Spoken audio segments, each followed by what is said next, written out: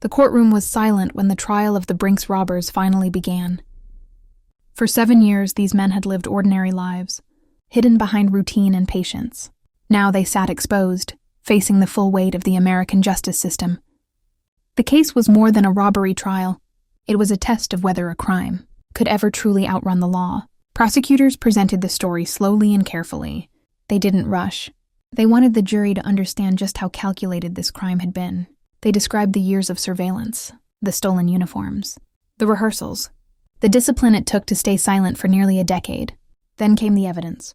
Recovered cash with serial numbers matching Brinks' records, witness testimony confirming secret meetings, documents and surveillance logs connecting the men long before the robbery ever took place.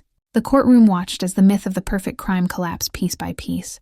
Defense lawyers tried to argue that too much time had passed, that memories were unreliable, that some evidence was circumstantial.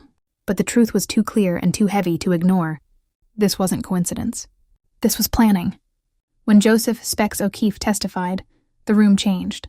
His voice was calm, but his words carried enormous weight. He described how the robbery was planned for years, how each man knew his role, and how the decision to stay silent afterward had been deliberate. The jury listened closely. The men who once believed silence would protect them now sat powerless as their own. Discipline was used against them.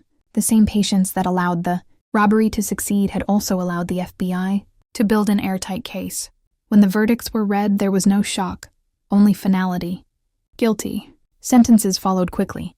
Long prison terms, decades behind bars. Some of the men would never walk free again. Others would spend the best years of their lives paying for a crime they once believed had beaten the system. The courtroom emptied quietly. There were no celebrations, no cheers, just the heavy understanding that justice, though slow, had arrived.